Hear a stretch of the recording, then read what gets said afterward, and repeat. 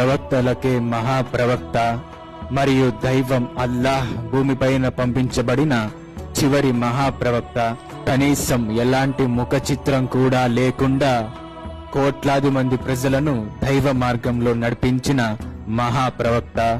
మహాదైవ గ్రంథమైనటువంటి చివరి దైవ గ్రంథమైన దివ్య ఖురాన్ యొక్క అవతరణకు కారణమైన మహాకారణ జన్ముడు, చంద్రుడిని 2 భాగాలుగా విభజించి తిరిగి అతికించి ఎన్నో ధర్మయుద్ధాలను గెలిపించి మరణించే చివరి శ్వాస వరకు ఒకే దైవాన్ని ఆరాధించమని, ప్రతిరోజు తలను వంచి ప్రార్థన చేయమని, ఎల్లప్పుడూ దైవ గ్రంథంను పఠిస్తూ అనుసరించమని, సంపాదించే సంపాదనలో కనీసం 2వ వంతైన పేదల కొరకు ఖర్చు చేయమని, దైవం అల్లాహ్ కొరకు పవిత్ర మాసాలలో ఉపవాస దీక్షలను చేయమని, చివరిగా జీవితంలో అర్హత ఉంటే ఒక్కసారి అయినా పవిత్ర దైవ గృహంను సందర్శించమని బోధించిన మహాదైవ ప్రవక్త ముహమ్మద్ సల్లల్లాహు అలైహి వసల్లం గారి జన్మదినం అనగా మిలాదున్ నబీ సందర్భంగా